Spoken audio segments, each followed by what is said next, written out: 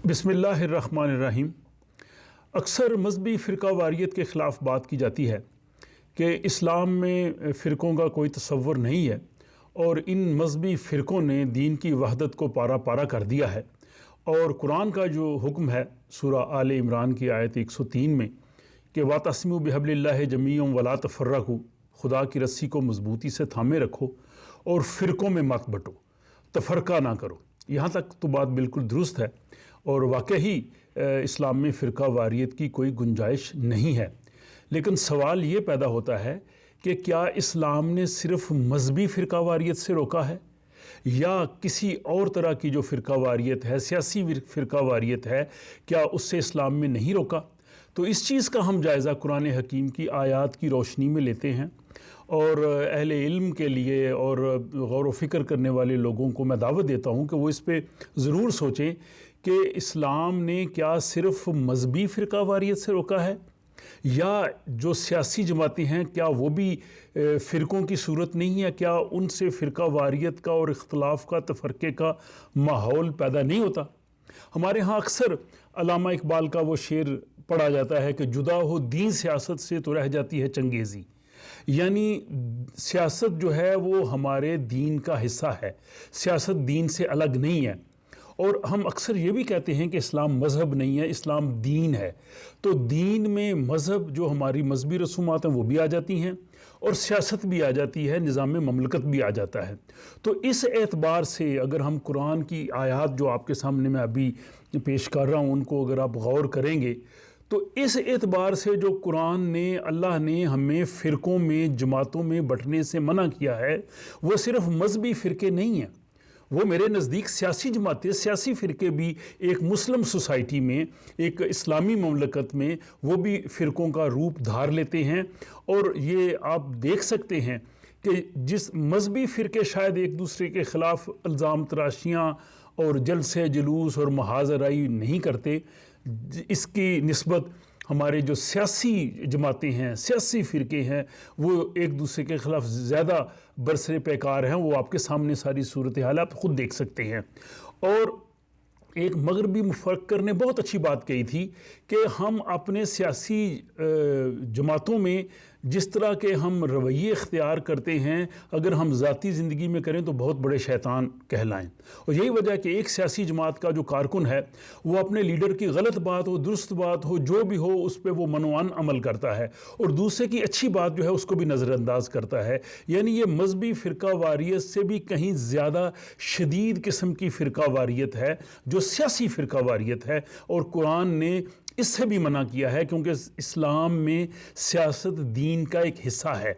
इख्तलाफ राय हो सकता है, हम देखते हैं कि 4 जो हमारे खुलफा का इंतखाब हुआ उसमें वो मुख्तलिफ स्टेप से और मुख्तलिफ जो है वो उसमें मराहल थे, लेकिन उसमें ये नहीं हुआ कि अगर एक सतह पे अगर एक को खलीफा मुंतखब नहीं किया गया तो उसने जनाब का कायदे हिज़्ब इख्तिलाफ़ की सूरत इख्तियार कर ली और मुहाज़राई शुरू कर दी। ऐसा नहीं हुआ। चारों हमारे खुलफाए राशिदीन के इंतखाब में अगर पहले मरहले पे आप देखें हज़रत अबू बकर सिद्दीक खलीफा बने, उसके बाद उमर बने, तो हज़रत जब उमर खलीफा बने जो लोग बाकी खलीफा नहीं बन सके थे उन्होंने कोई इख्तलाफ नहीं किया। इसी तरह जब हज़रत उस्मान का इंतखाब हुआ तो हज़रत अली भी उस कमेटी में थे लेकिन वो खलीफा नहीं बने। लेकिन ये नहीं कि हज़रत अली ने जो कायदे हिज़्ब इख्तिलाफ़ की सूरत में वो मुहाज़राई शुरू की, कुरान ने इससे मना किया। अब वो कुरान की आयतें मैं आपके सामने रखता हूँ। ये आप बहुत से लोगों के लिए एक अजीब और नया मौजू होगा और बहुत से लोग शायद उनके लिए हैरत भी होगी, लेकिन कुरान हमारे पास हरफ़े आखिर है, अल्लाह की किताब है, कुरान की आयत हमारे पास मौजूद हैं। मैं आपको उनका रेफरेंसेस देता हूं और उनकी रोशनी में आप खुद फैसला कीजिए कि अगर मजहबी फ़िरका वारियत से खुदा ने मना किया है तो क्या सियासी फ़िरका वारियत से मना नहीं किया? तो पहली आयत तो जो आपके सामने पेश की है वो सूरा आले इमरान की आयत 103 है कि वातसिमु बिहब्लिल्लाहि जमीअन वला तफ़र्रक़ू, कि अल्लाह की रस्सी को मजबूती से पकड़ो और फ़िरक़ों में मत बटो। उसके बाद अगली जो आयत है वो भी सूरा आले इमरान की आयत है और वो 105 आयत है कि जिसमें ये कहा गया कि उन लोगों की तरह ना हो जो मुतफर्रिक हो गए اور احکام آنے کے بعد ایک دوسرے سے اختلاف کرنے لگے، یہ وہ لوگ ہیں جن کو قیامت کے دن بڑا عذاب ہوگا۔ اس آیت میں آپ دیکھیں کہ والذین تفرقوا، وہ لوگ جنہوں نے تفرقہ کیا، اور اگر وہ تفرقہ کریں گے تو ان کے لیے قرآن کہتا ہے عذاب علیم ہے۔ اس کے بعد جو تیسری آیت ہے وہ سورہ انعام کی آیت 159 ہے۔ اس 159 کا آغاز اس طرح سے ہوتا ہے، ان الذین فرقوا دینہم، وہ لوگ جنہوں نے دین میں اختلاف کیا۔ اب دین میں صرف مذہب نہیں ہے، آپ اس میں ہماری سیاست بھی شامل ہے، تو وہ لوگ جنہوں نے دین میں اختلاف کیا اور بہت سے رستے اور فرقے بنائے، رسول پاک صلی اللہ علیہ وسلم کو فرمایا کہ آپ کا ان سے کوئی تعلق نہیں ہے۔ جو بھی گروہ بندی کرتا ہے، فرقے بناتا ہے، آپ کا ان سے کوئی تعلق نہیں ہے۔ یہ سورہ انعام کی آیت 159۔ اس کے بعد جو چوتھی آیت ہے وہ ہے سورہ الروم کی آیت، یہ 30 سے 32 تین آیات ہیں جن میں اس فرقہ واریت کے حوالے سے کہا گیا ہے، اور اس میں جو آیت نمبر 32 ہے اس میں یہ کہا گیا ہے کہ تم ان لوگوں کی طرح سے نہ ہو جانا جنہوں نے اپنے دین کو ٹکڑے ٹکڑے کر دیا اور پھر وہ فرقے بن گئے، اور ہر فرقہ پھر اپنے آپ کی ہی وہ جسٹیفیکیشن کرتا ہے۔ تو یہ جو آیت ہے سورہ روم کی 32، اس میں آپ دیکھیں یہ لفظ ہے من الذین فرقوا دینہم، کہ وہ لوگ جنہوں نے دین میں فرقے پیدا کر لیے۔ تو یہ آیت تھی، اور اس کے بعد جو پانچویں آیت اسی حوالے سے جو ہے وہ ہے سورہ الشورى کی آیت جو ہے وہ 13، اور اس میں بھی کہا گیا ہے کہ الذین لا تفرقوا فیہ، کہ وہ لوگ جو آپ دین میں فرقے نہ بنائیں۔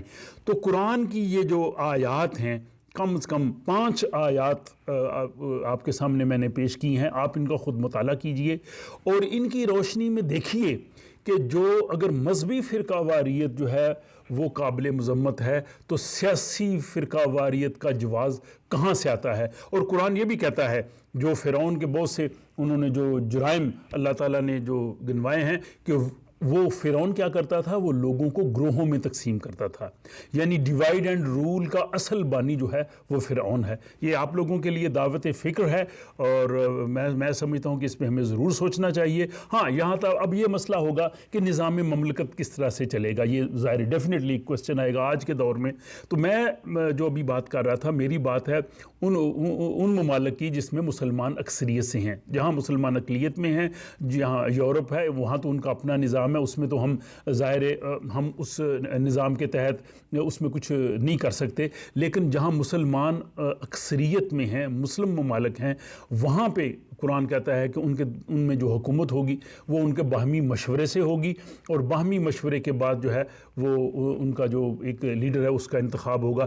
میری نظر میں یہ ایک تو سیاسی جماعتوں کی کوئی گنجائش نظر نہیں آتی، اور گروہ بندی کی گنجائش نظر نہیں آتی، لیکن بہرحال لوگوں کے جو نمائندے ہیں، جو پارلیمنٹ ہے، ان کا انتخاب ہی کرنا پڑے گا، کیونکہ اسلام میں کسی قسم کی ڈکٹیٹرشپ کی، بادشاہت کی کوئی گنجائش نہیں ہے، خاندانی جو ہے وہ موروثیت کی کوئی گنجائش نہیں ہے۔ اس کے بعد پھر آئے گا کہ جو اس ملک کا جو لیڈر ہے، پریزیڈنٹ ہے یا پرائم منسٹر ہے، تو وہ جو منتخب شورا ہوگی وہ اپنا اس کا انتخاب کر سکتی ہے، یا بعض لوگ سمجھتے ہیں کہ صدارتی نظام جو ہے وہ اسلام کے زیادہ قریب ہے۔ اس سلسلے میں مختلف آراء ہو سکتی ہیں، لیکن مذہبی اور سیاسی فرقہ واریت کی اسلام میں کوئی گنجائش نہیں ہے، کم از کم قرآن نے واضح کر دیا۔ اور یہ ایک حدیث مبارکہ بھی ہے، ترمذی کی حدیث ہے، کہ جس نے الگ ہوا، جس نے فرقے بنائے، وہ گویا جہنم کی طرف گیا۔ ہمیں اس پہ ضرور سوچنا چاہیے، اور اس طرح کے اور اہم موضوعات ہیں جس پہ عموماً لوگ بات کرنے سے گھبراتے ہیں، لیکن ہمیں بات کرنی چاہیے، ڈائلاگ کرنا چاہیے، اپنا نقطہ نظر دینا چاہیے۔ اس سلسلے میں مزید ویڈیوز میں آپ کی خدمت میں پیش کروں گا، تو اس کے لیے آپ میرا چینل دیکھتے رہیے۔ خدا حافظ۔